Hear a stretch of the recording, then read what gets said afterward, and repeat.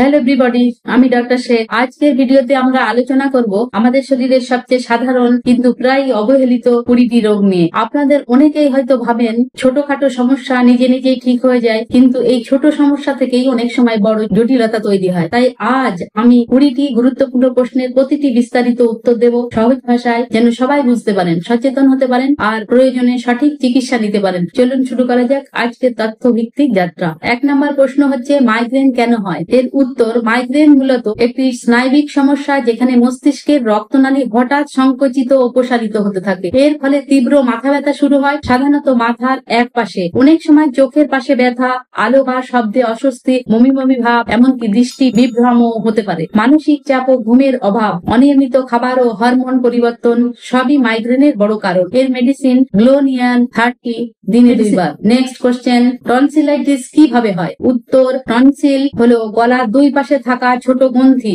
যেগুলো শরীরের প্রতিরক্ষা ব্যবস্থার অংশ। ভাইরাস বা ব্যাকটেরিয়ার সংক্রমণ হলে এই টনসিল ফুলে যায়, ব্যথা করে, গিলতে কষ্ট হয়, জ্বর আসে। ঠান্ডা খাবার, ধুলোবালি বা দীর্ঘদিনের সংক্রমণ এতে ভূমিকা রাখে। শিশুদের মধ্যে টনসিলাইটিস অনেক বেশি দেখা যায়। এর মেডিসিন বেলাডোনা 30 প্রতি 4 ঘন্টা অন্তর। 3 নম্বর কোশ্চেন, অ্যাজমা বা হাঁপানি কেন হয়? এর উত্তর, অ্যাজমা একটি ক্রনিক শ্বাসজনিত সমস্যা। এতে শ্বাসনালীর ভেতরে প্রদাহ ও সংকোচন হয়, ফলে বাতাস চলাচলের বাধা সৃষ্টি হয়। ধুলোবালি, ধোঁয়া, ঠান্ডা বাতাস, পশুর লোম বা অ্যালার্জি এইসব ট্রিগারে রোগটি বাড়ে। রোগীর শ্বাসকষ্ট, বুক ধড়ফড়, কাশি এবং শো শো শব্দে কষ্ট পায়। এর মেডিসিন আর্সেনিক অ্যালবাম 30 দিনে 2 বার। 4 নম্বর কোশ্চেন, পাইলস বা অশ্বরোগ কেন হয়? এর উত্তর, দীর্ঘদিনের কোষ্ঠকাঠিন্য, চাপ দিয়ে মলত্যাগ, গর্ভাবস্থা বা দীর্ঘক্ষণ বসে থাকার কারণে মলদ্বারের শিরা ফুলে যায়। এটাই পাইলস। এতে মলত্যাগের সময় ব্যথা, জ্বালা ও রক্তপাত হয়। জীবনযাপনের পরিবর্তন এবং যথেষ্ট আঁশযুক্ত খাবারই এর প্রতিরোধে সবচেয়ে কার্যকর।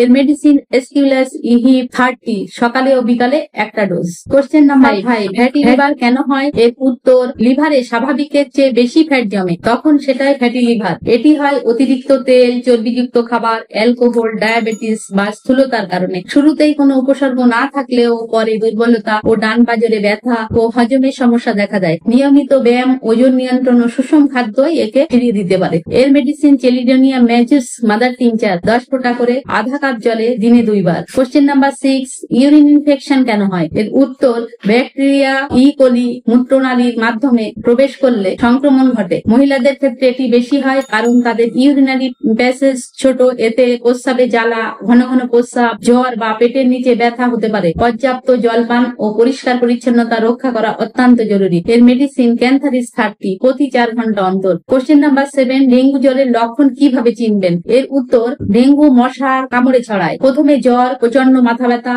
চোখের পেছনে ব্যথা, গায়ে ব্যথা, পরে ফুসকুড়ি দেখা যায়। গুরুতর ক্ষেত্রে প্লেটলেট কমে রক্তপাত হতে পারে। পর্যাপ্ত জলপান ও বিশ্রাম আর চিকিৎসকের তত্ত্বাবধানে রোগী সুস্থ হয়। এর মেডিসিন ইউপাটেরিয়াম পারফোলেটাম 30 দিনে 3 বার। কোশ্চেন নাম্বার 8, হেপাটাইটিস কিভাবে হয়? এর উত্তর, হেপাটাইটিস হলো লিভারের সংক্রমণ বা প্রদাহ। এটি হেপাটাইটিস ভাইরাস এ, বি, সি ইত্যাদি দ্বারা হয়। দূষিত খাবার, জল, ইনজেকশন বা রক্তের মাধ্যমে সংক্রমণ ঘটে। লক্ষণ হিসেবে জন্ডিস, ক্লান্তি, প্রস্রাবের রং গাঢ় হওয়া বা পেট ফেঁপে যাওয়া দেখা যায়। এর মেডিসিন হচ্ছে কার্ডাস মেরিনাস মাদার টিংচার 10 ফোঁটা করে জলে দিনে 2 বার। কোশ্চেন নাম্বার 9, হাইপোথাইরয়েডিজম কি? এর উত্তর, থাইরয়েড গ্রন্থি কম হরমোন তৈরি করলে শরীরের মেটাবলিজম ধীর হয়ে যায়। এতে ওজন বাড়ে, চুল পড়ে, ত্বক শুকিয়ে যায়, মন খারাপ লাগে, এমনকি মাসিকের গোলমালও দেখা যায়। নিয়মিত ঔষধ ও ব্যায়াম এখানে অত্যন্ত গুরুত্বপূর্ণ।